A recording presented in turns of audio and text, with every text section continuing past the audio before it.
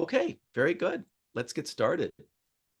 So, hello and welcome to the virtual colloquium series In Conversation, Arts and Culture for Well-Being, organized by the Humanities and Human Flourishing Project at the University of Pennsylvania.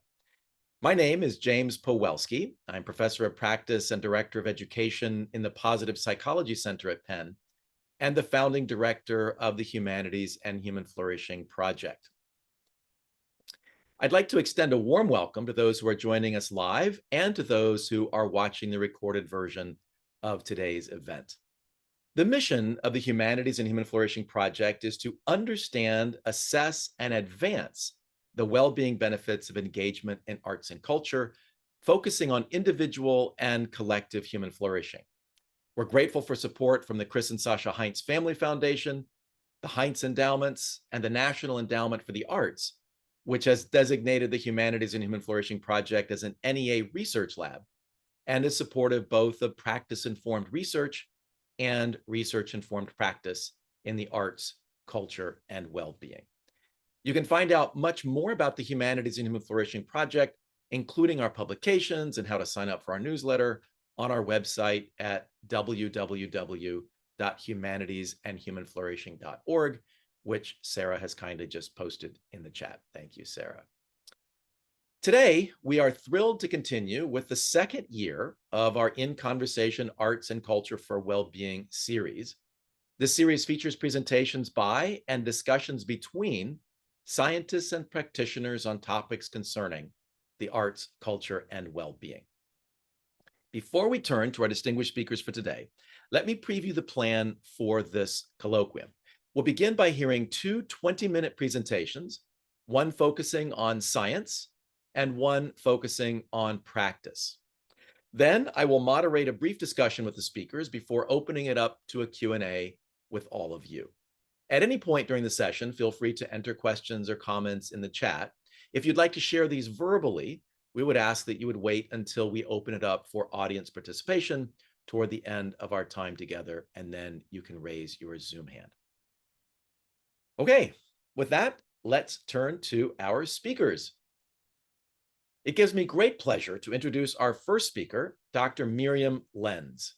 Dr. Lense is an assistant professor and clinical psychologist at Vanderbilt University Medical Center, where she co-directs the Vanderbilt Music Cognition Lab. Her research focuses on social and emotional development and well-being in children and families, including individuals with developmental differences such as autism, Williams syndrome, and Down syndrome. Current projects investigate the rhythm and timing of social engagement and the use of music and song to support social interaction and well-being in children and families. Her research is funded by the National Institutes of Health and the National Endowment for the Arts, as well as the Academy of Country Music's Lifting Lives Foundation. So, Miriam, thank you so much for joining us, and over to you. Thank you so much for that introduction and for the invitation to be here. I am thrilled to get to share with you all today on this topic about some of the work that we've been doing and have just, I think, a really great conversation about certain types of approaches in certain populations. So I'm going to just share my screen here. One second. All right, that looking okay? Yep, okay, getting the nod, so it's good. Okay, so our overall topic today is on music, mindfulness, and well-being in families of children with developmental differences. And I'm getting to kind of give you an overview of a couple of different types of projects in our lab. And I kind of come to this, I'm a clinical psychologist, as mentioned, by training. And so I think a lot about what are both sort of evidence-based approaches and strategies and interventions for supporting children and families, as well as what are the mechanisms by which these programs may have their effects. I want to, of course, thank the participants and their families who have taken part in our programs. We can do absolutely nothing without them. And their input is not just in, participating in the programs, but in helping to shape the programs by really having conversations about what do they need, what's helpful for them, what can we do to best support these families. And then I want to thank my colleagues, which include other psychologists, behavior analysts, music therapists, the students and staff in my program, and of course our funders. And as well, much of this work has been supported by the National Endowment of the Arts for the Arts Research Labs program. So we are very grateful for their support. So we do a range of work in our lab, but today I'm going to focus on two particular approaches that we focused on to support well-being. And those include family well-being interventions and programs, as well as a mindful songwriting program that specifically is targeted towards caregivers. I just want to make a note about terminology. I'm going to be discussing families of children with different developmental differences. And in particular, a lot of our work includes children on the autism spectrum. There are differences in opinion and preferences in using what we call person-first or identity-first language. So, for example, children with autism versus autistic children. I will be going back and forth to respect the wishes and desires of the participants that we work with, and I recognize that different people have different preferences in that way. So just as a little bit of an overview first, why are we even focusing on families of children with developmental differences? So I want to make a note first that developmental differences are extremely prevalent. They impact about 1 in 6 children in the United States. And rates of intellectual and developmental disabilities have been increasing in recent years, particularly for disorders such as autism, ADHD, and intellectual disabilities. And so there's been really increasing recognition that we really need to support the needs of these families. We also know from studies that caregivers of children without intellectual and developmental differences, these caregivers often are dealing with increased parenting stress, often increased mental health difficulties, higher rates of things like depression and anxiety, decreased well-being, decreased opportunities for community participation. And these symptoms are often related to a host of factors, which can include things like parenting responsibilities, the needs of the child, managing services, financial worries, and challenges with social activities and support. And there are really bidirectional relationships between these different factors and then these sort of mental health challenges that families can face. So historically, mental health support for caregivers of children with intellectual and developmental differences was kind of like an ancillary component or maybe a byproduct of interventions that were really focused on their children's needs. And then there's also been parent support groups and disability organizations, which of course serve incredible roles in this ecosystem. But given the frequent stress and the degree of challenges that are experienced by many caregivers, newer care models really focus on, well, how can we really support the families directly? How can we think about stress and coping and well-being as part of the ecosystem of care that's provided to these families? And this is both because we want to support the child with developmental differences as well as their caregiver, and because we know that these things can be interrelated. So for example, supporting a caregiver's well-being could help them with the delivery of other types of interventions for their child, and supporting the child could also help with the caregiver's level of stress. So there's a lot of really good reasons to be focusing on what are some approaches we can take to really support both the child and their caregiver. So I'm going to start by talking about some of the family well-being program that we've developed, which is based on a parent-child music class model. And so just to kind of go over a little bit, why use music? Why consider music in the role of when we're looking at well-being and caring for families? Well, we know that musical experiences are really ubiquitous in early childhood, including in families of children with developmental differences. And we know that music engagement impacts both parent and child behavior, mood, and connection. So there seems like there's some really nice aspects of music from previous literature about why this could be a good approach to use. I like this. This is just a quote from a family of an autistic preschooler who says, he dances and I feel so much joy seeing him so happy, right? And so you can just see, even in this one quote, that it's a very relational activity, that there's aspects of the child, he's dancing, he's probably dancing because he's happy, and the mother feels joy. So it's bringing her joy and well-being for her child to have this experience and for her to be part of this experience with him. But we can also think more about the specific mechanisms by which music could be a really good modality for supporting children with developmental differences, and in particular, children with autism and their caregivers. So one is that music has a lot of predictability in it. So I'm not going to sort of go into the science of music today, but if you think about the rhythm of music and the beat-based structure of music, if you think about how you know how to tap your foot along to a musical song, music helps us coordinate our behavior with other people. And when you can do that, you can predict what should I do and when should I do it. Music is also reinforcing for many, many people. It's very motivating, and this includes being motivating for many children with autism. So if we can use positive reinforcing activities, that's always a great thing to do. Music is also really excellent for emotion regulation. It's the #1 reason why we all listen to music, is because of how it makes us feel. And this is important for a couple of reasons. As I mentioned earlier, many caregivers and children may have difficulties with emotion regulation, but also we learn best when we're in certain states of emotional arousal. We also know that having a musical experience with someone is a form of shared attention, which is a very validating experience. It's a way to say, I know what you're doing, I'm paying attention to what you're doing, and I'm in this with you. And then, especially I'm talking about a program now for young children, but music is a very common form of social play. So parent-child music classes exist in the community. People engage in music through their cultural heritage, through their religious organizations, through other childcare places. And so music is a very natural activity to be engaging in. So it's not a stigmatizing activity. It's a very natural approach to take. So we have started our work with a parent-child music experience, we call it. It's called Serenade. And this is an integrated psychoeducational parent-child music class program. By integrated, I mean it's a neurodiverse class. It is specifically designed to support families of children with and without autism. And one of the reasons we really wanted to take a parent-child music class approach as well is because this idea of increasing community participation or increasing people's involvement in societal activities results from both personal factors as well as environmental factors. And so to help support people to be as part of this community, it's not enough to just target the families of children with developmental differences. It's about targeting the whole community. So how can we make the community more welcoming and understanding to help create these inclusive experiences?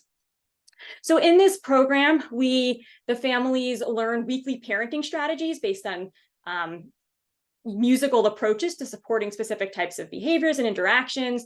They have home practice goals. They have opportunities for parent discussion and connection. We have a couple papers on it. Here's one of them here. And they have lots of shared music making experiences. And we get to work with some really wonderful music therapists. So Adam Summers and Lauren Book, who I am very grateful to for this program. This is just a thing of the themes we use, but I'm not going to go over that today. So I'm just going to play a quick video excerpt from one of the classes. Everybody say hello. Hello, Brody. Hello, Brody. Hello, Brody. Can you wave hello today? Okay.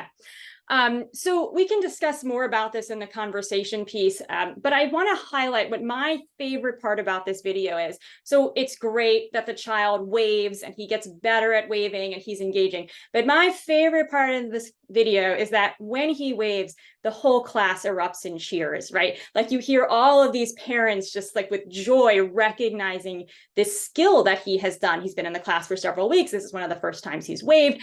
And so you just hear this incredible reward. And so this is going to be very reinforcing for both the child, but also the child's parents, right? Because it really supports them that there's all this recognition. So when we look at some of the data around this class, we have parents take ratings in the moment, be at the start and end of classes. And we can see for both of the parents of the children on the autism spectrum, as well as the parents of the neurotypical peers, from the start to end of single classes, there's increases in positive affect, decreases in negative affect, and increases in social connection to others. So music is often, we call it like an icebreaker effect because it works very quickly to modulate emotions and to connect people to others. We don't see a difference on the level of a single class in parents' connections to their own children, probably because, quite frankly, people who sign up for parent-child music classes are generally pretty connected to their children. But if we do look over the course of the program, this was a 12-week program, we see that parents of the children on the autism spectrum increase their feelings of social connection to their child, and this is predicted by their child's increased active engagement in the class. When we interview parents about their experience in the program, we see that it falls into a number of characteristics, including parents talk about the importance of having a positive and supportive activity, opportunities to have community connections and build autism awareness, opportunities to have within family connections, learning parenting strategies, and perceptions that their child's behavior has changed and has, increasingly engaged in musical and non-musical activities. And when we put those together, these actually really fit with models of well-being, and in particular, the PERMA model, which talks about, sorry, I have a very sensitive mouse. The positive emotions, the engagement, positive relationships, meaning, and accomplishment as the building blocks of well-being. And what we're seeing from families and the effects of these music classes is that it directly ties into these components of well-being. So just to highlight some quotes from families, it was easy. That was the thing. You made it very easy. It was family friendly. Anybody, got a little call out of a bunch of males here, but anybody could do it. It's let me see there's nothing we can't do. So giving meaning and accomplishment. And he interacts in waves more, right? Some senses of accomplishment and specific skills. And these are all quotes from families of children on the spectrum. But we also see this community building approach. And these are some quotes from neurotypical peers, parents of them. And I just wanted to highlight that, being in an inclusive or integrated class like that gives you an opportunity to see how you could be helpful. Takes fear out of it, becomes more realistic. Helps you figure out how you can help somebody. Like this, and the little pieces, but wanting to celebrate. I saw some of the progress that kids made. And so again, highlighting that you can be having these inclusive experiences that are going to be supporting the full community in helping build these well-being opportunities for all families.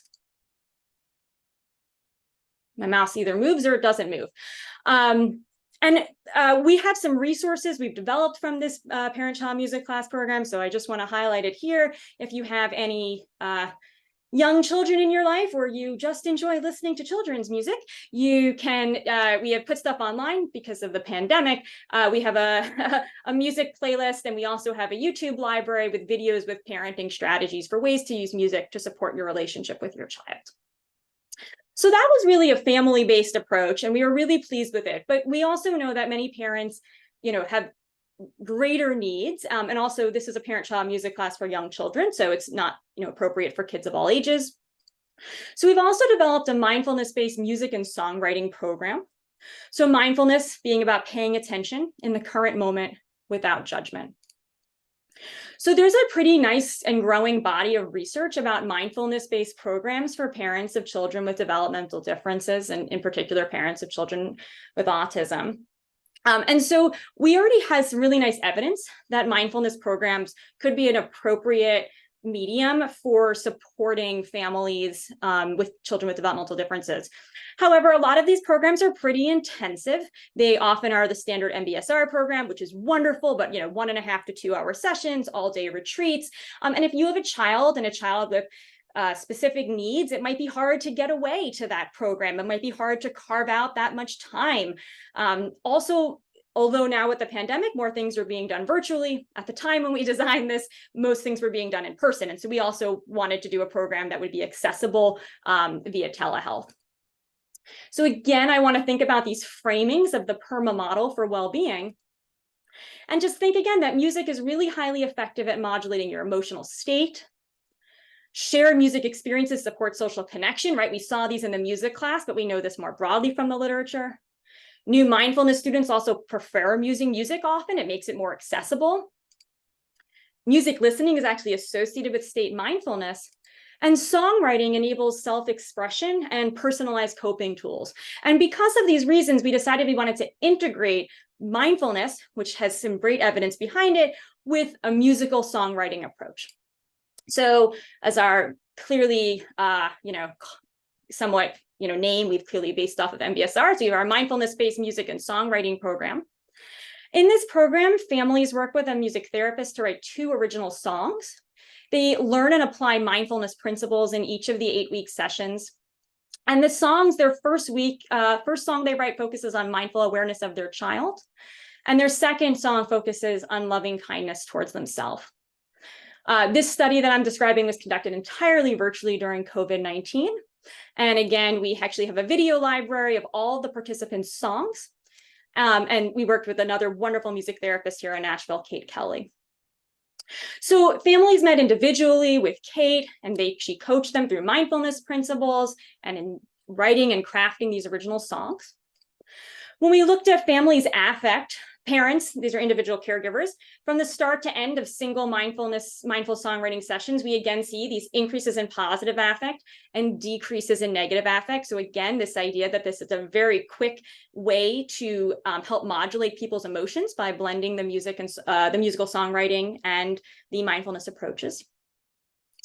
We did a small trial thanks to the National Endowment for the Arts, and families were enrolled in either the intervention arm or the control arm, which was a waitlist control. Sorry. Yeah, it was a waitlist control. We can see that in blue, the treatment arm, the arm in mindful songwriting, we had increases in well-being from baseline to after the 8-week intervention. And this was maintained at a 1-month follow-up, while there was no real change or even decreases in the control group. Similarly, we saw decreases in parent stress in the mindful songwriting group, but not in the control group, as well as significant decreases in depression in the parents who received the intervention, but again, not in the control group, suggesting that this mindful songwriting approach was effective at impacting parents' mental health.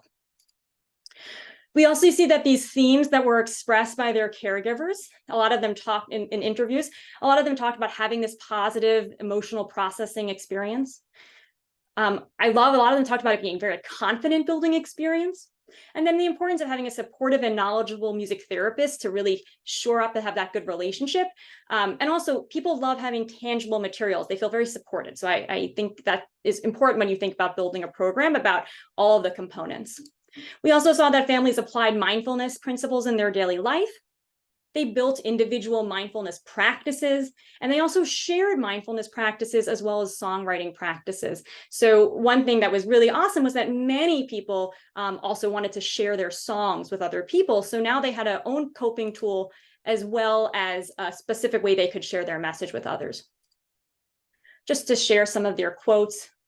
My song for my children made me feel so accomplished and proud and not so worried and scared. It reminds me of our story that we've already done. It's a refresher that I can take care of it. To me, this speaks not just of mindfulness, but of the cognitive reappraisal process that likely happens during songwriting. This one tells the song I wrote myself. I hum it a lot. I sing it. It's to remind me of a lot of things. I need that accountability. So the songwriting created an individual mindfulness coping tool for this family. And then I shared it with my song, the song with my child. I could listen to the song, focus more on that hope and joy than the sadness and the tears. And so again, this opportunity to rewrite your narrative and to have that experience. I'm going to end with just playing a little clip of a participant's songs. This is the very beginning of the song. You will just hear the colors red, blue, and green. And this mother says, these colors each represent one of her 3 neurospicy boys, which is how she describes them. So you can just hear the mindfulness themes in terms of that awareness. Ooh. With your ferocious love.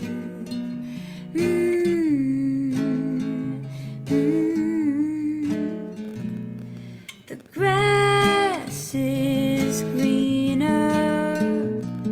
The sea so much bluer, the sunset glows redder, wherever you are, everything is brighter, it's better, because of you,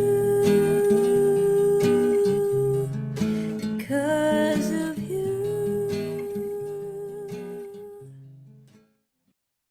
All right. So just as I close up my lightning overview there, I just want to highlight that music experiences can support families of children with developmental differences, that we can take a diversity of approaches, group approaches, individual approaches. I didn't talk as much about today, but Eugenia is going to talk about some of that, I think. Family approaches, community-based approaches, virtual approaches. We can integrate music with other evidence-based practices to support family well-being. And music-based programs really seem to align with the PERMA models of well-being. So with that, I want to just thank you all so much for your time, and I look forward to continuing the conversation. Fantastic. Thank you so much, Miriam. That was really fascinating. Thank you for sharing the research and some of the music with us as well along the way. That was terrific. We're going to move now to our second speaker. And our second speaker is Dr. Eugenia Hernandez-Ruiz. She is an assistant professor in music therapy and also a board certified music therapist at Arizona State University. Her clinical and research interests are focused on supporting autistic children and their families, developing parent coaching models of music intervention, and empowering survivors of domestic violence, and also investigating music therapy, student development, and music neuroscience. So we're going to shift a little bit from a research emphasis to a practice emphasis, although obviously both of these talks involve both to some degree. So Eugenia, thank you so much for being with us. Over to you. Thank you, James. Okay, I'm going to start my presentation here. All right, and you can see it, right? Okay, so continuing on the topic of supporting families of children who have developmental differences, I'm going to talk about a little bit of a narrow approach to this, one of those approaches that Miriam was talking about, and it's parent coaching of music interventions. I would like to talk briefly of who I am because that's where this interest comes from. I am an assistant professor, as was said, in Arizona State University, but I was a music therapist in Mexico because I'm Mexican for a number of years, and I worked primarily in an autism clinic. And let me tell you that my interest to work with families comes from that. I started working with children in the clinic. We had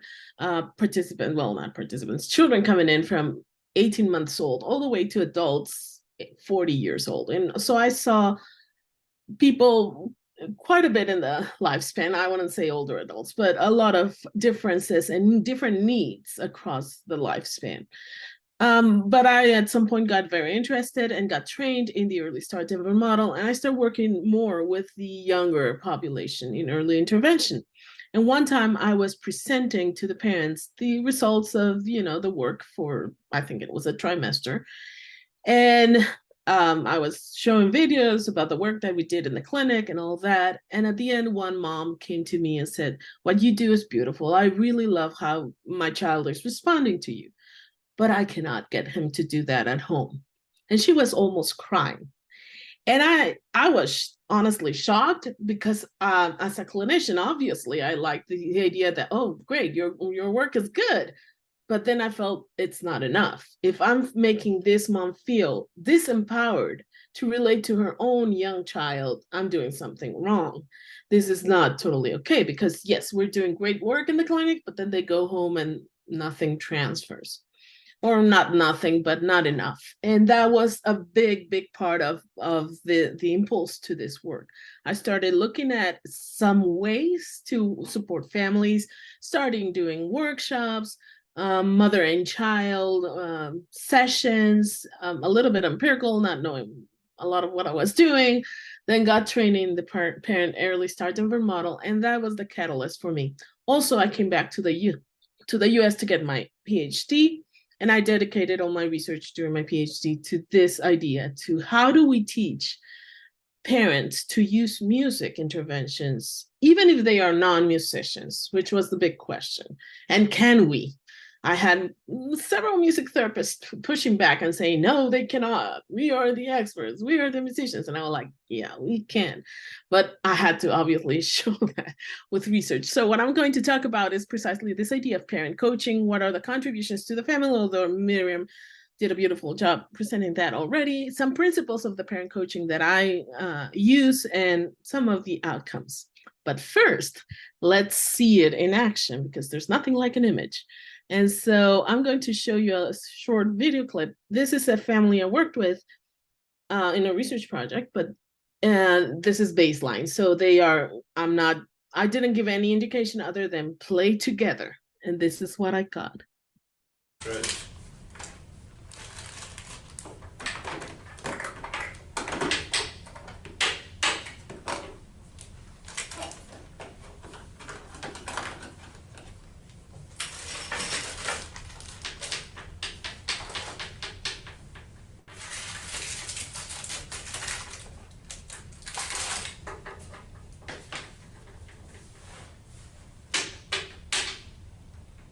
What color is it? What color is that clover?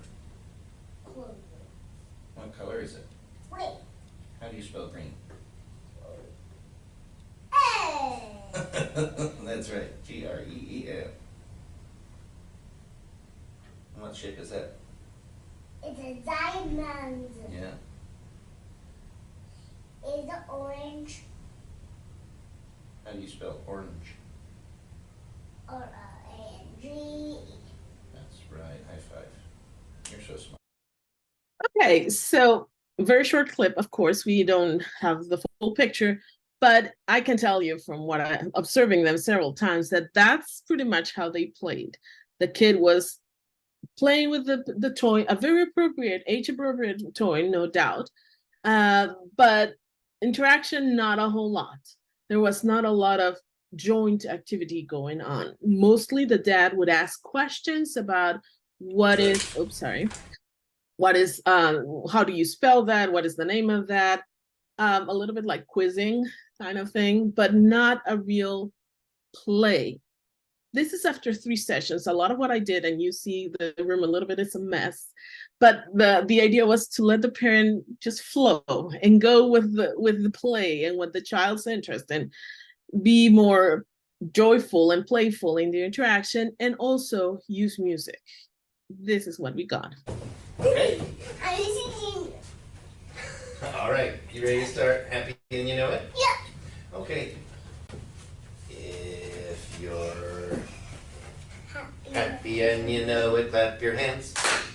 If you're happy and you know it, clap your hands. If you're happy and you know it, then your face will surely show it. If you're... That was awesome. Stop, stop. If you're happy and you know it. If you're happy and you know it, then your face will surely show it. If you're happy and you know it. Yeah. What's next? All right, so I think you would agree that's quite a difference, right? And maybe you don't see it, but the parent is doing a lot of great things that we taught him to do, to position himself, to pause the song, to allow the child to take the initiative, to take the rhythm as part of the way of creating synchronicity, and not worrying too much about being in tune, although he was quite in tune, but being more playful and allowing the child to make choices. This is critical part of the work that I do and that you don't see, but it's behind the scenes, that I'm working with a parent to make him more in sync with his child and responding to his interests. So as has been said, we think that in early interventions, parents should participate. They are the first attachment figure. It's really the way that we should do it. Parents should be playing with their children, right? Also, learning happens in everyday life, not only in the school and the clinic. So we have to take what we do to the home. Transferring this learning is essential, especially for autistic children who may have difficulty transferring across settings. Also, we know that intensive therapy is not recommended for very young children. There's no evidence really that it works for those young children.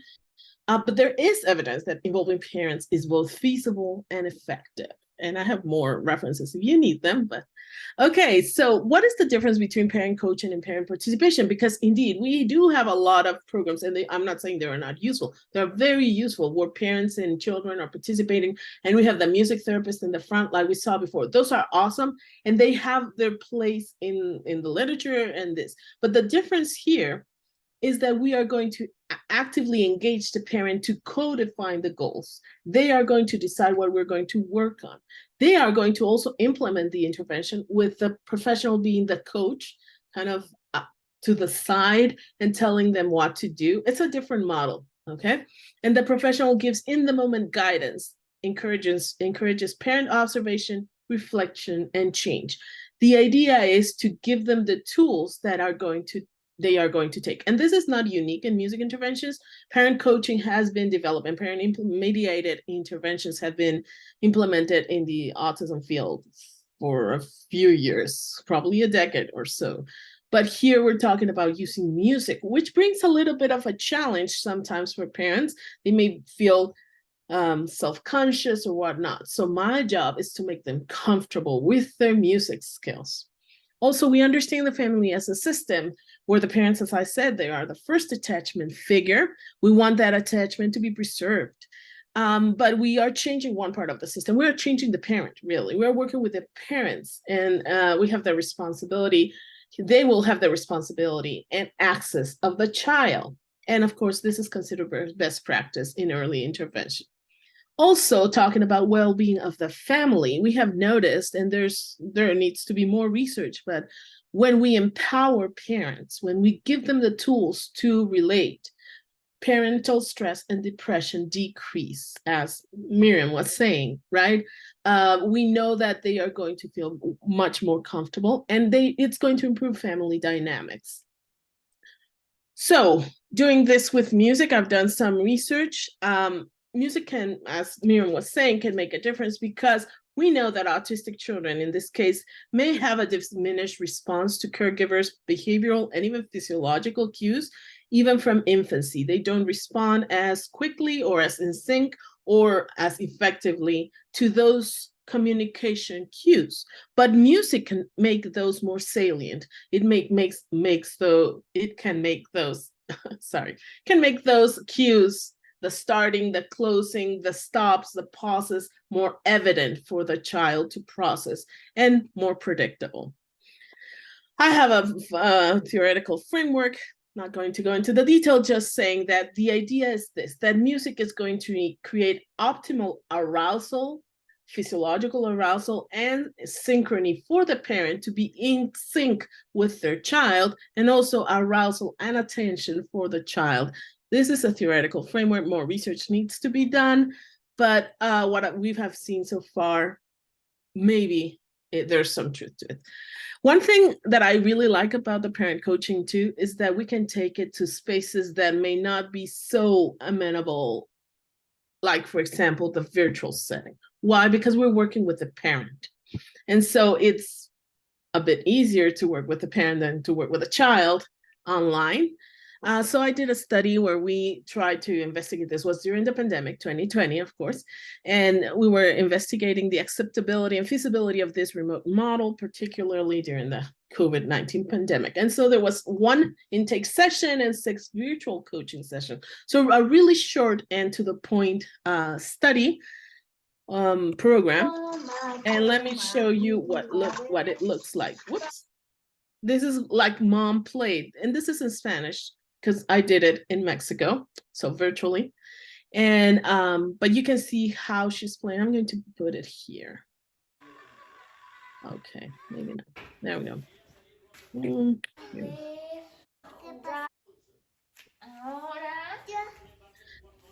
So I want you to notice that the kid is interested in the toy, but Mom just leaves. She doesn't catch.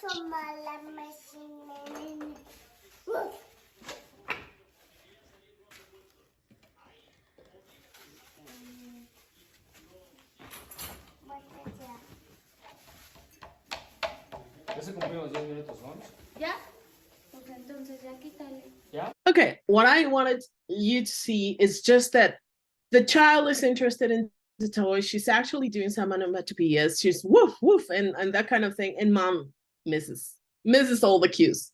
She just goes and picks up another toy, brings it, and totally changed the focus of attention. One of the things I work with her is to pay more attention to her child.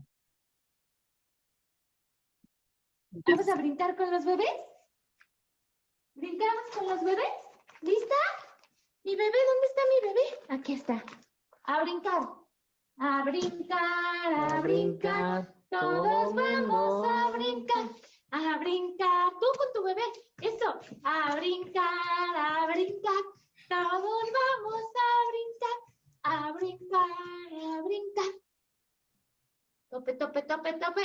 Tope borrego. A brincar, a brincar. Todos vamos a brincar. A brincar, a brincar. Okay, briefly, you see how she is in contact, right? She connects, she follows the lead of the child, she improvises a little bit of a song to the movements the child is making, and they keep that going. I'm not going to show the whole video, but they keep that going for, I don't know, 5 minutes with variations and different ways of playing, which is one of the things that music can give us, a lot of possibilities for variations. So we measured this, of course we had to, it's research, right? So we measured how much the parents actually learned. There's a scale, a recent scale that measures how they set up the environment, how they guide the child, or how much they allow the child to guide the interaction. The opportunities for teaching and learning, the opportunities for engagement, the natural reinforcement that they use, and the scaffolding. This is about parent behaviors.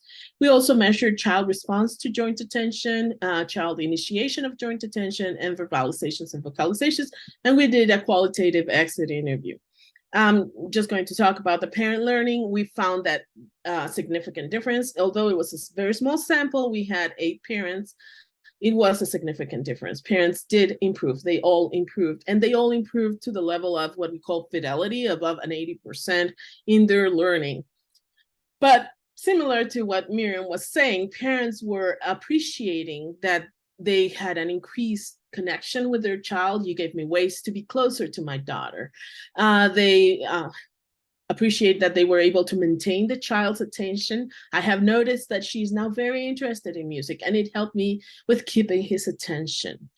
It gives them hands-on experience with direct feedback, so they appreciate having this work with the professional. It's different to read about the theory than to do it yourself. I like that you gave me ideas and step-by-step explanations.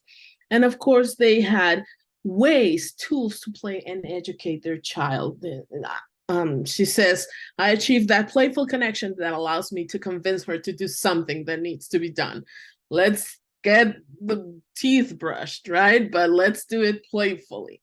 So I really think music gives us, as Miriam was saying, a platform for learning, for relationship, for social interaction that is going to be incredibly powerful. It's going to modulate the emotions, but not only of the child, also of the parents. And it really helps with that empowerment of parents and their ability to feel, yes, I can do this.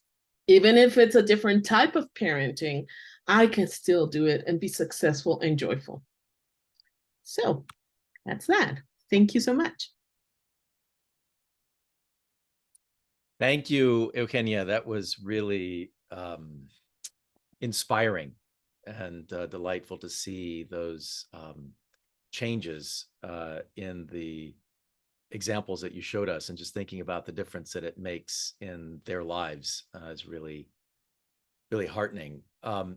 So what I'd like to do now is to invite Miriam to join in on the conversation. And Miriam, I'd like to start by inviting you to comment on what Eugenia just shared with us.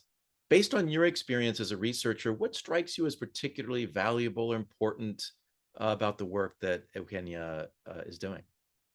Yeah, thank you so much. And thank you, Eugenia, for that beautiful presentation. And I'm smiling and feeling well-being, watching those videos and the success and hearing family stories. And it's interesting to think too about the role of music in the provider's own well-being in terms of how we can use that.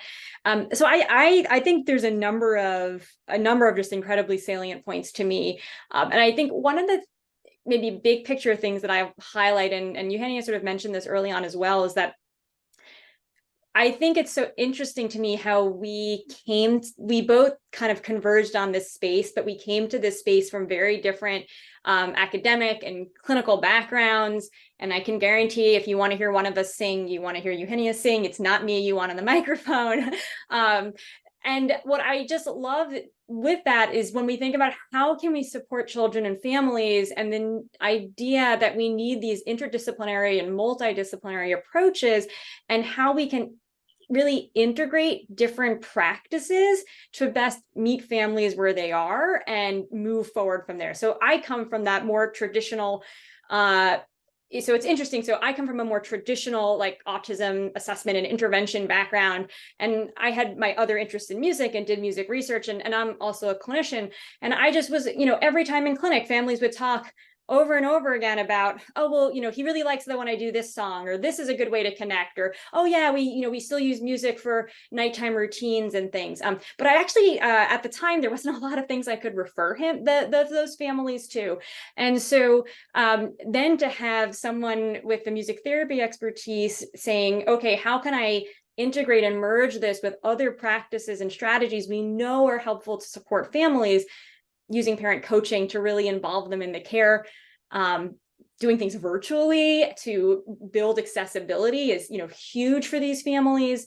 And I think then when I kind of bring that over to that sort of well-being aspect as well, the idea of there's this real interplay between skill development and well-being. And that can be skill development as in your child's developing skills. I loved your example, and we do that in our music class too. Like, oh, well, we still got to brush teeth, but at least now it's fun. And so it's not, and I mean, if anybody's a parent, right, and you've had those battles, for lack of a better term, with your child, right, you're so often focused on like the negatives. No, don't do that. Or like the haves, you have to do that. And so the idea of using music to turn it into an engaging and fun game and activity that then makes it a more positive experience for everybody involved. Like, even if you feel a little silly singing the teeth brushing song, you don't feel so silly when it's not a 5-hour process to get your child's teeth brushed. So I love just that idea of using it as a platform, and then that interplay between as the child's developing skills, the parents developing skills and feeling more confident in doing these parenting strategies, and how that then intersects with these positive emotions, social connections, all these aspects that we know are part of well-being. I could keep going, but I should pause there because I feel like I already said a lot. That's fantastic, Mary. Let me just underscore a couple of things, and then we'll curious to hear Eugenia's comments on it. So I think that one of the things that impresses me about this work, and in particular some of the examples that Eugenia was showing us, is Eugenia's courage in going against the norms of we're the experts, you come to us and we fix you, to saying, no, this is life. And I know this is something, Miriam, you also were respecting the attachment with the parents. And so it's not, oh, the parents have messed up, or the parents just don't get it, or they're incapable, so we have to step in and do it. Rather, it's how can we partner with the parents in that kind of a coaching relationship so that the children and the caregivers then benefit not only from the sessions that they have specifically, but also are able to incorporate this into their lives. As you were saying, Miriam, then, I'm guessing that Eugenia is not with them when they're brushing their teeth at night, when they're getting ready for bed, but what she's helping them to do is, and Eugenia, I was thinking, when you were showing the kind of the baseline and then the post, maybe a more impressive baseline would have been brushing your teeth before any of these kinds of interventions, and the howling and the complaining and the battling, versus what it can be. Anyway, just curious what your thoughts are, Eugenia, and comments on what Miriam and I were just talking about. Oh, thank you so much. Absolutely. I agree with Miriam that we come from different places and converge in a very similar space. And that was fascinating to me. And indeed, I I believe that we need to integrate different practices, and we have to integrate different ways, because as you say, James, it is about giving resources for everyday life. We are not going to be with them. No, I have never been with them when they are brushing their teeth. I have written a potty training song, I have to say. And it's funny because I have an undergrad in composition, and I always thought, what would my professor say, me writing this potty training song? Anyway, but the thing is, use your resources to empower families, to bring them to have a better life, indeed. What I love about Miriam's presentation is that it's kind of my journey going from the practice and knowing that it works. I know because I saw it, but how do I give the science to this? How do I create the science for this? How do I make it available without infringing or, you know, stepping on toes, or without, you say, well, I was brave. I'm not sure I was brave. I was committed for sure. But it was also respecting my colleagues' ideas that, oh, we have to respect our profession. And I agree, we are professionals. The thing is shifting our roles, shifting our perspective, and thinking about not the individual, but the system, the whole system, the family. And I think that is what a lot of us that have come to this field have come to understand, that we have to work with families, not with individuals, because it's about interactions. And so, but it's the coalescing of those experiences, practical, real life experience, this mom coming to me almost crying and being like, oh, what do I do now? And then trying several things that some didn't work, to be honest, and then finding things that do work and starting to do the research and doing the science, making the science behind it, and relating to other professionals who can give it even stronger science. I think it's essential that we do that work. Fantastic. I want to come back to that question in a moment, or that point in a moment, because I think it's really important how you folks, you two are collaborating. But before we go there, I just want to pause for a moment on this question of being more attentive to, you know, the parents being able to be more attentive to what's going on with the children and their cues. Quite frankly, this seems to me to be an issue not only with the kinds of populations that you're working with, but more broadly in general. I'm a parent, I have a 12-year-old son, and how many of his cues do I miss because I'm, you know, in got to get her done mode. You got to get out the door to go to school, or I've got to go up and, you know, get some work done, or this is how I enjoy this. And so this is must be how you enjoy it. So I really like how you're using music as a way of kind of maybe norming or helping with that, the discovery of that synchronicity and the awareness and the patience, but then also the fun when you get it. I mean, music can be a battle itself if you're out of sync, right? Two people are trying to sing a duet and it's not working. And so I feel like partly what you're doing is demonstrating like the duet of life through music and the synchronicity that can happen. So I wonder if each of you could comment on that kind of awareness of, and what do you think it is specifically about music that can help parents and or caregivers and children to be able to be more in tune with each other's inner worlds in that?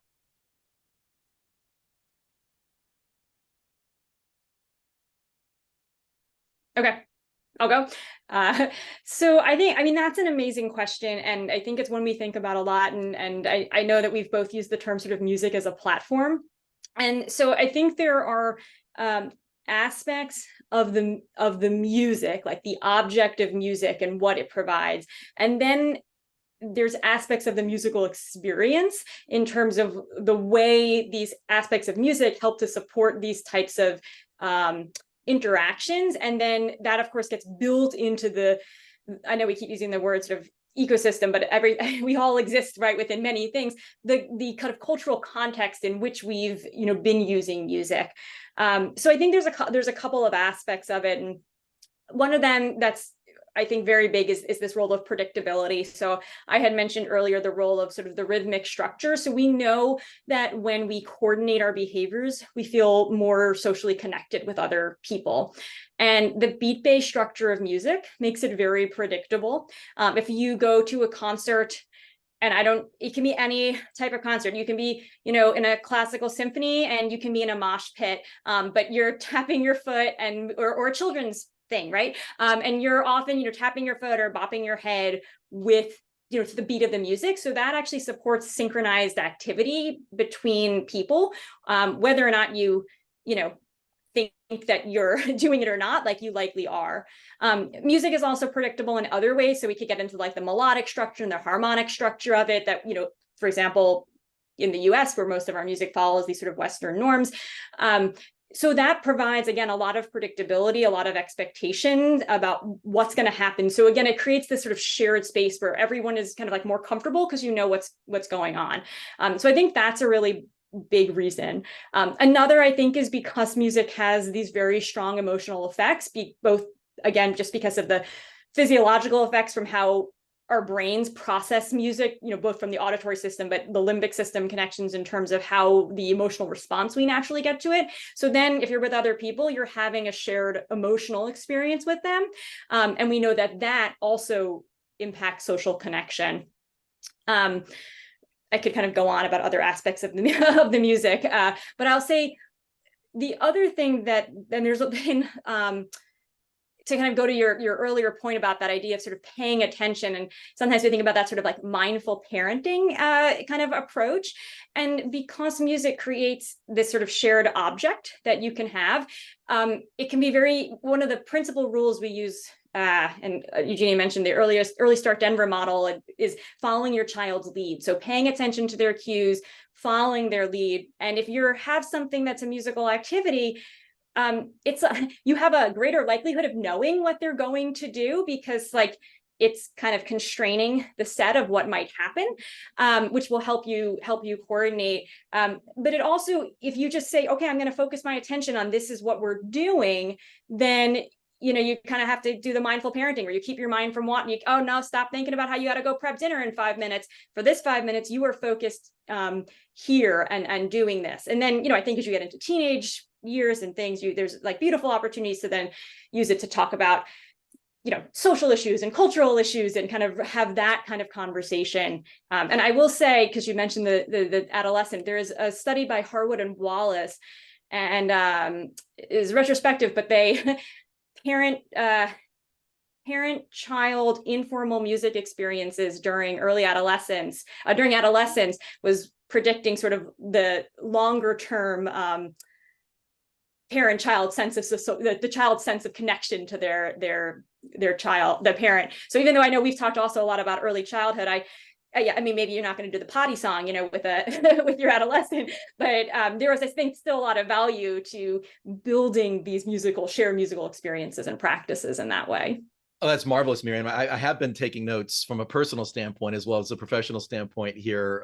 Before we turn to Eugenia on this question, I just want to underscore, this is a really, really fascinating response. And I was thinking about, you know, you mentioned predictability and emotions as two elements. And it seems to me that maybe part of the power of this is that those two elements are there together, right? And oftentimes we think of them in contrasting ways. We think of emotions as not being predictable, and we think of the beat as being something that's predictable. So particularly in cases where emotions may be a little tougher to connect with or to understand or to follow, but even probably in all cases where human beings are involved, having ways in which emotions can be expressed within the context of this kind of predictability. There's a kind of rhythm, there's a kind of safety in a sense within that, where there's also an ability to explore and to share. I mean, that feels to me like maybe that intertwining is also, am I on the right track here, Miriam, would you say? I definitely think so. One of the, like, if things are too predictable, they're boring, right? And then we're not interested in them. And that is, I mean, children need much more predictability and routines than adults, but and sometimes that's one of the challenges with following child's lead too, is you're like, oh my God, I've played this game with this doll 50 times, but like the kid is into it and you got to keep going. But then what you can do is you can use that structure provided by music to introduce something new. So you can get variability within routine, and music is excellent with that, right? So you think you know what's happening, and then it plays with your expectations just a little bit, and then it resolves in a way, and that keeps, and we could go into like the science of how your brain processes that and prediction error and things like that. But that keeps you very engaged, but it also provides an opportunity to develop variations and build new skills, new activities, new routines by balancing that. So I love the way you're thinking about that integration of the prediction and the emotion, and when they go along together versus when they seem to be on the sort of opposite sides of the spectrum. So that's really interesting. Yeah, fantastic. Eugenia, I want to get your thoughts here again, especially from a practical standpoint, what you've noticed and observed with the parents and the systems, the family systems that you've been working with. What are your thoughts? Right. So everything that you've been saying, I totally agree. The predictability. One thing that we say a lot in music therapy is that music behaves as a container, as a structure that is, as you said, predictable, but at the same time, very engaging. Because think about a song. How many times can you repeat a word in spoken language? And how many times you can repeat it in a song? And if we're teaching language skills, for example, song is going to be more effective because it's elongated time, because it's clearer diction, because it's melody, because it's rhythm, and because you can repeat it 100 times without getting bored, right? And so that combination, precisely as we were discussing, of structure and predictability, and at the same time, interest, variation, motion is going to make it so much. And we do it all the time in music therapy. When we're talking with grieving families, music can create a space that allows people to grieve without feeling that they are going to fall apart in pieces, right? They are going to feel the emotion, but they are not going to be overwhelmed by it. People can feel happiness and be contained within that structure, because there's the sociology of music too, right? We create rituals around music. We create an intuitive perception of space and combined and shared interactions that are going to be repeated across time. And so a family can create a little ritual around a song, and that becomes their space, kind of, right? And so all those things really are, I mean, I think we could use many ways of explaining why music is so powerful. We can go to the very nitty-gritty of neuroscience. We can go to music cognition. We can use sociology of music, philosophy of music. And all of those explanations are true, in my opinion. And in the practice, we see it. We see it happening. Those shared spaces, those interactions, that structure, the repetition, the predictability. Terrific, thank you. In just a moment, we're going to open it up to anyone who would maybe like to ask a question or make a comment verbally. Before we go there, though, I just want to come back to this question of the science and the practice and the collaboration. So, Eugenia, from your standpoint, I think you were saying that, look, you saw these things working, you had this intuition that you needed to go further, and you also wanted to respect your profession. How is it that your collaboration with Miriam and your integration of this with scientific research in general has been helpful and powerful for you as a practitioner?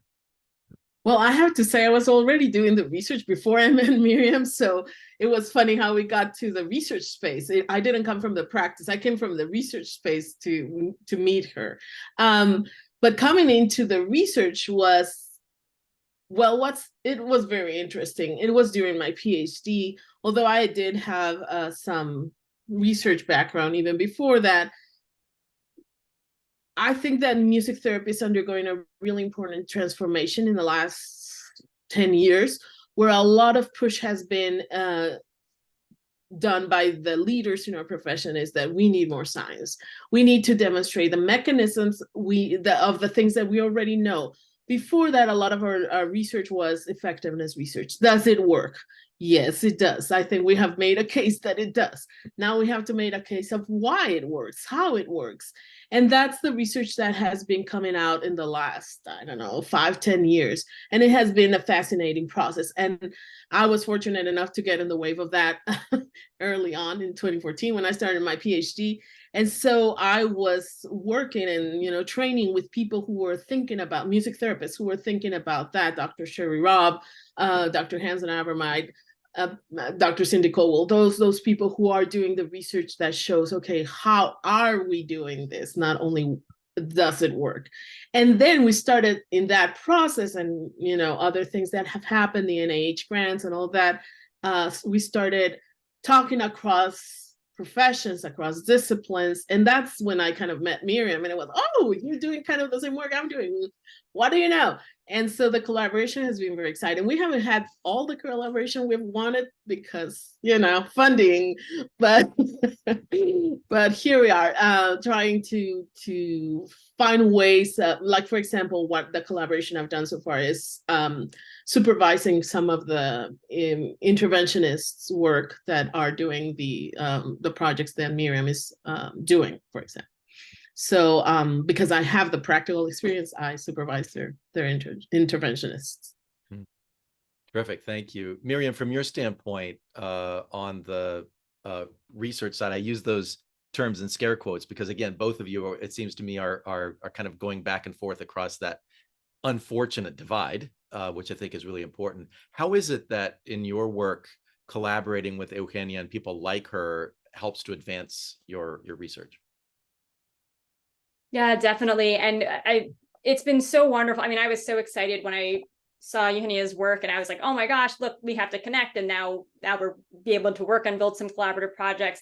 And again, I unfortunately, the music therapists who have delivered a lot of our interventions, they are either with clients or teaching during this time, so they weren't able to make it.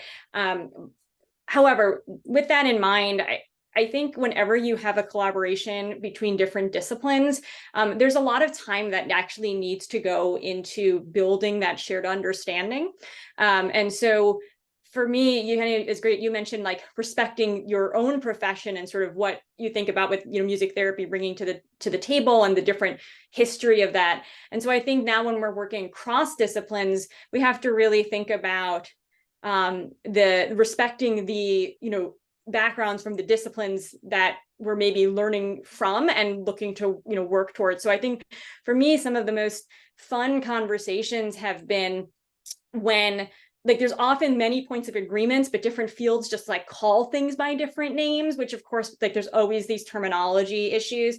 But then you also have the sort of, well, what are your guiding principles and how do you organize those guiding principles? And sometimes it's even just like the hierarchy of principles might be in different orders, but that's going to lead the clinician to want to make a different practice decision because, well, I was, my primary was this and your primary was that, and those are going to actually lead you in different directions. And so actually having to get really into the nitty gritty about that.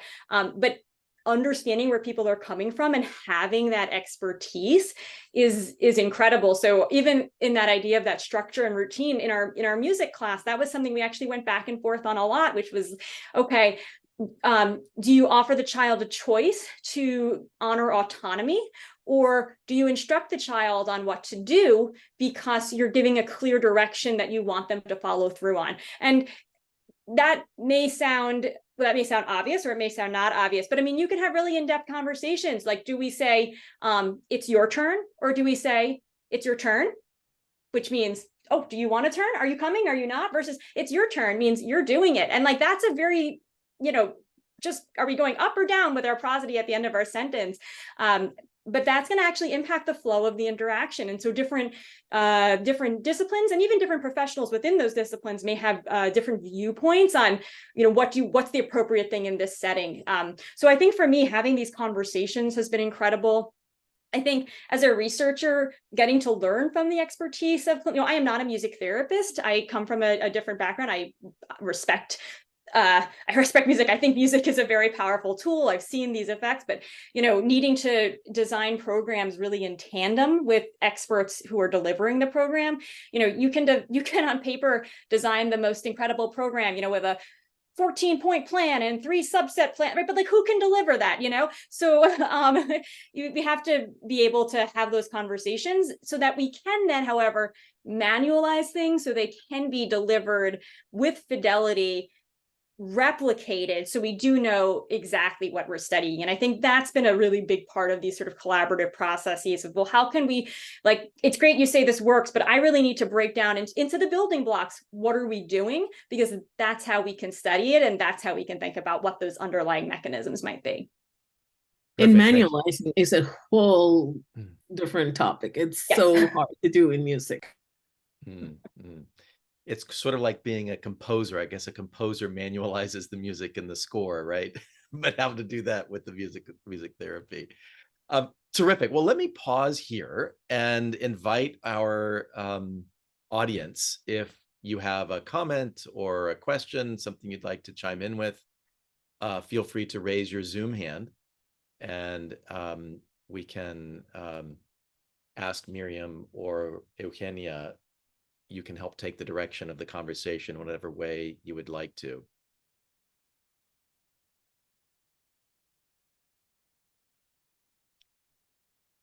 I want to make sure we're in sync with our audience, because that would not be good not to be. Maybe we need some music in the background. We predicted everything they would ask, and so Right. Maybe I would ask a question, may I? Go for it, please, Eugenia. So I would like to hear from you guys. What is your interest in the topic? What sparks or what rings a bell with you? Why come to this presentation?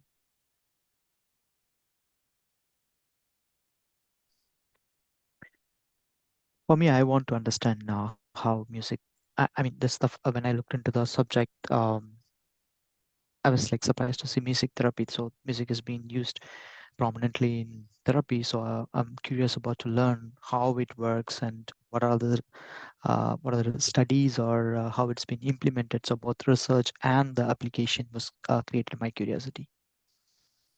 Thanks, Praveen.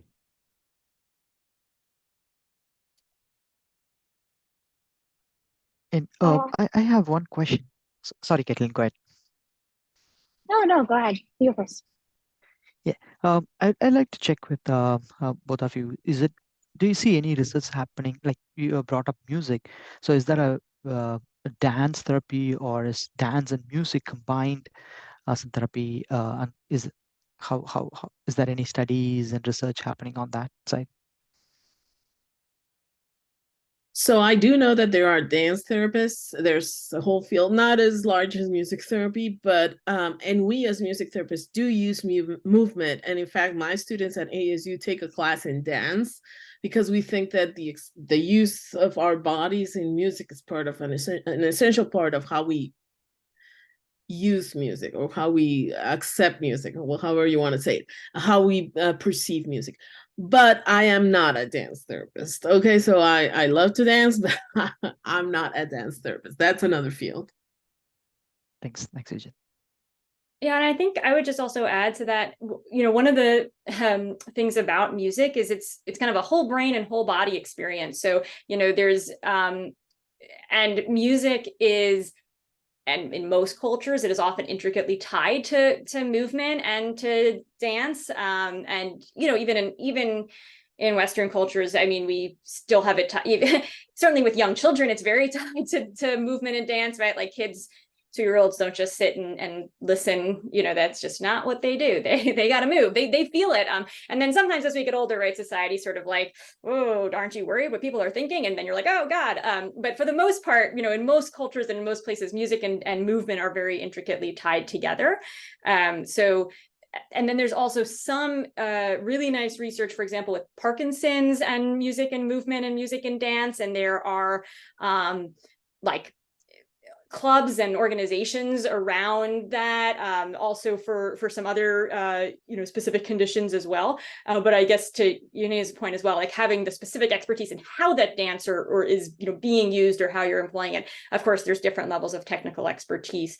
But I think sort of like we were talking before, music as object versus music as experience, and that music as experience may often involve movement and dance. Awesome. Thanks, Terrific, thank you. Meryl, let's turn to you. Hi, I'm trying to start my video so I can see you all. Hi, thank you both. Well, thank you all three. I am a board certified music therapist here in the Philly area. And I just wanted to say thank you, Eugenia, because I love this idea of empowering our clients, and kind of like, that you were able to step forward and voice that, no, we need to be empowering parents, even though we are the experts. Parents are the experts with their children, and like I'm a mom of a 5-year-old, and no one's helping the battle with putting on the pajamas at night that takes a half an hour. And I would love for you to come and help. But anyway, having said that, I just got off the phone with a referral right before this talk, and it's a dad of a child, a 12-year-old with autism, and I could hear the desperation in his voice. And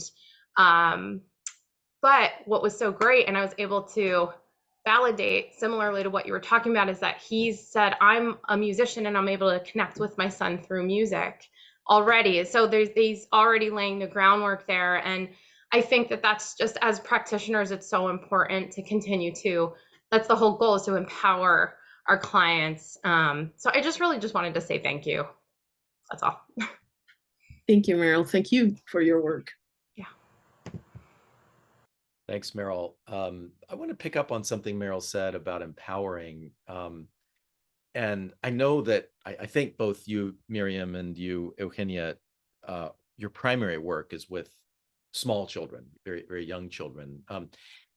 Do you give thought to, or do you have hopes that these aspects of, for example, expression and emotion regulation will be things that the children themselves will be able to have more control over as they mature and develop? Is that enter into a part of your work or into part of your design or thoughts in what you do?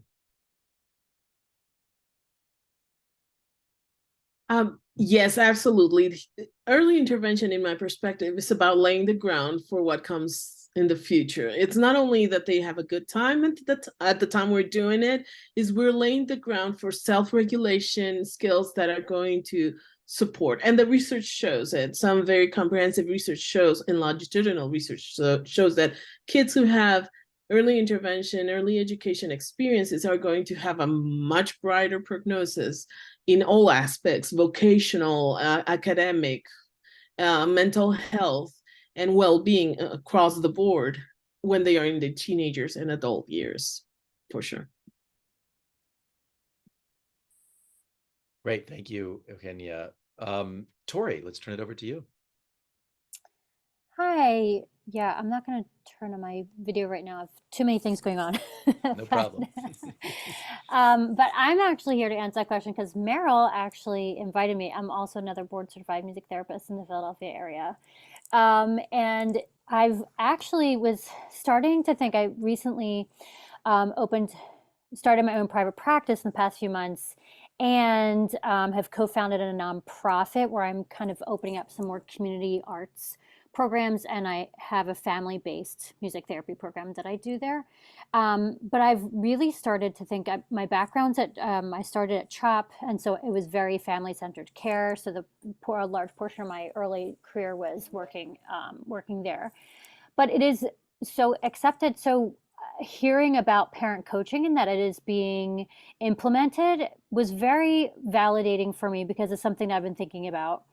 And I have one particular client in the private practice that's neurodivergent, but also has significant mental health challenges. And so that is something that I really like to work with, is that kind of the both end. And, I feel like when we're looking at either whether you're neurodivergent but allistic, or neurodivergent, on the spectrum, I feel like we either focus on that diagnosis or the mental health aspect of that, the mental health challenges.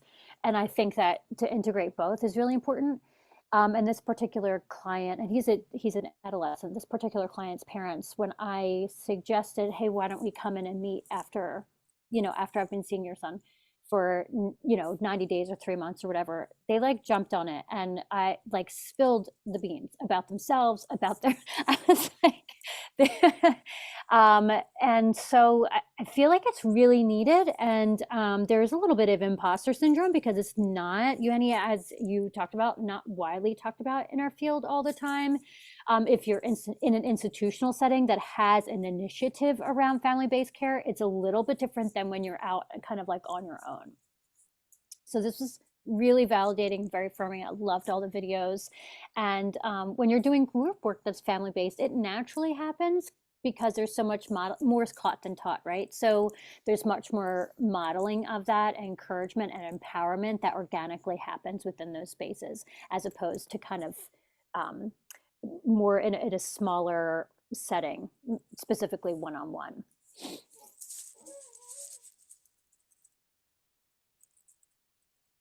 Thank you, Tori, for those comments and your work. It's terrific to hear about it. And so to have you and Meryl here, it's great to meet some people who are in the Philadelphia area who are well aligned with this and helping to lead the way with it. So terrific. Thank you. Great. So I think at this point, Miriam, you had indicated that you have it might be fun to actually to do a little bit of a musical practice together. Before we turn to that, I just want to see whether Eugenia and then you, Miriam, have any parting words or thoughts to us as we begin to wrap up our conversation today. So Eugenia, I'll turn to you first. Just quickly, there are 2 raised hands. I don't know. Oh, I didn't see. I'm sorry. I totally missed those. Thank you very much. Let me get myself in gear here. Thank you, Eugenia. So let's go to Ala next. Hi, thank you. I will be very, very short message I have. I'm here because I totally feel the music, and I feel the healing power of the music. That's why I decided to come here and to listen to like more scientific based things, because I'm from Ukraine, and we left Ukraine on the last day before the war, and on like few weeks after the full-scale war started, I was so depressed I couldn't even move. It was so many losses, so many things were going on. And I was thinking what I can do, and probably the best idea that I've got, I decided to go and dance Zumba, like the music and the movement. And it was like somehow, like not so smart maybe from the one side to go and to dance while you were like struggling so much. But the effect of that dance and of the music, it was terrific. I was like, I felt that was the first time for at least 4 weeks that I felt alive. I felt that I'm alive again. So thank you so much. I just wanted to say thank you for all the work that you are doing. I was like having some tears while I was watching those videos. I've got a friend of mine, a very good friend of mine. She got her son with autistic syndrome. That's why also I'm here. I just wanted to see how you're doing your work. And thank you so much. Thank you so much for this work. Thanks. Thank you, Ala. We really appreciate your comments, and it's great to have you with us. Thank you. Okay, last question from Alina. Hi, everyone. It's nice to meet everyone. I'm research coordinator with the HHF. And thank you so much for this wonderful conversation. It was really interesting to see the changes and how much happiness it actually brought to both the parents and children. And I was just wondering, due to our recent conversation in the lab, whether the aspect of self-compassion for the parents would be helpful in terms of results, because I think that parents might be quite hard on themselves, and it's very important to preserve the growth mindset, I think, for both parents and children's success. So I'm just wondering about this aspect, whether it is beneficial for parents to be self-compassionate to themselves and just maintain this growth mindset. Yeah, I can speak to that maybe just briefly. And if we do have time, that's actually a beautiful lead in to the musical activity we have planned. And there is some work on, for example, mindfulness-based compassion therapy programs for this caregiving population. I do think that's a huge part of it. It's really hard. Caregivers, well, sort of some things we talked about, like we are all whole people, and there are many aspects of our being. And, one of the things I think some of the music therapists on the call have sort of talked about too, that idea that like, which part are you treating? And it's kind of hard sometimes to break it down, right? Because we're all whole people and these things inform and integrate with each other. But caregivers often spend so much time caring and thinking about their child. And so not often having that time to do self-care and care, for themselves. So I think there is a huge, and we could talk about like the differences between, like compassion-based therapy and loving kindness principles. Like, obviously I know there's, uniquenesses to each of them. But those are a really important part of the program to help develop also that sense of self, that ability to be kind to oneself and to have care towards themselves. And that we see that in our mindful songwriting program for sure, where we spend several weeks on the ideas of loving kindness. But even in the other types of work, the parent-child music class, in the individual coaching therapies that Eugenia is doing, and other things like that, that's often something you have to talk about with parents about too. And sometimes it's the idea of like, you got to put your own oxygen mask on to help care for others. And I think one of the lovely things about music is it also creates a nice inroad to open up that conversation with parents too. Like, well, how did that musical experience make you feel? Sometimes we talk with parents, even in like just the musical games with the child. Maybe it's not actually about doing this for your child right now. Maybe it's about doing it for yourself, because that, one, you're a person and you are deserving of care. And also that will put you in a better place to then provide the other care that you want to do. So I think that's a really, really important part. And sort of the onion is just still being unpeeled for how we can really integrate those components. Thank you, Miriam, for those great comments. Can you just take us into, just for about a minute or two, can you take us into a practice? I'm gonna, yes, share my screen just so you get a visual as well. And what I want to encourage everyone to do is some mindful listening. And this is a loving kindness sung meditation. It will repeat a few times. So listen, the lyrics will be on the screen, but you will likely internalize them. If you want, if your microphone is off, you may choose to start to sing along. And we could talk about the breath practice that goes into the act of singing and how that is calming. But also just to be thinking about the words that you're hearing in this loving kindness practice.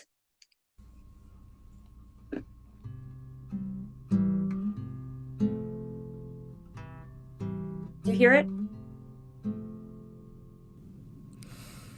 May you be filled with loving kindness. May you be well. May you be peaceful and at ease. And may you be happy. May we be filled with loving kindness. May we be well. May we be peaceful and at ease. May we be happy. May I be filled with loving kindness. May I be well. May I be peaceful and at ease. May I be happy. And I'll pause it there. But if you're interested in listening to that, you can get it at this QR code link. And we just encourage you, to be listening to the words, mindfully listening to the music, and letting the music guide your breath, and hope that it can, if it's something that works for you, you can incorporate into your self-care package and your compassion to yourself. Thank you so much, Miriam, for that wonderful way to end this fascinating time that we've had together. Really appreciate you and Eugenia for coming and sharing with us the work that you've been doing and are continuing to do. It's inspiring, and it's wonderful to see how you are integrating and incorporating in a very sensitive and creative and research-oriented way some of the power that we have in music, and being able to access it, helping people to access it in ways that can help add to our well-being and flourishing. So huge thanks to each of you. Feel free, those of you who are in the audience, feel free to add any thoughts in the chat that you would like to by way of thanks to our speakers. I also want to thank Catherine Cotter, Associate Director of Research, and Sarah Sidoti, Associate Director of Operations in the Humanities and Human Flourishing Project, for all of their work behind the scenes. I want to thank each of you audience members, again, those of you who are joining us live, also those who will be watching this in a video version. Great to have you with us. In closing, I just want to mention the edited volume on music and human flourishing that is edited by Anna Harwell-Chalenza. This volume was published earlier this year and is part of our book series with Oxford University Press on the humanities and human flourishing. And Sarah will be putting a link to that volume in the chat. Thank you, Sarah. Our next In Conversation colloquium session will be on visual art and human flourishing, and we will be joined by Mackenzie Trupp of the University of Vienna and Martha Lucy of the Barnes Foundation here in Philadelphia.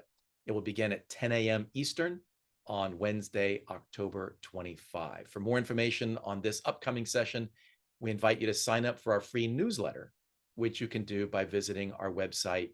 Again, that's www.humanities-and-human-flourishing.org. Sarah will be putting that in the chat as well. Thank you, Sarah. You can also find out much more information there about the work of the Humanities and Human Flourishing Project. Please feel free to pass the word along to anyone you think might be interested. So thanks again, everyone, for joining us. We look forward to seeing you again soon. Thank you and be well.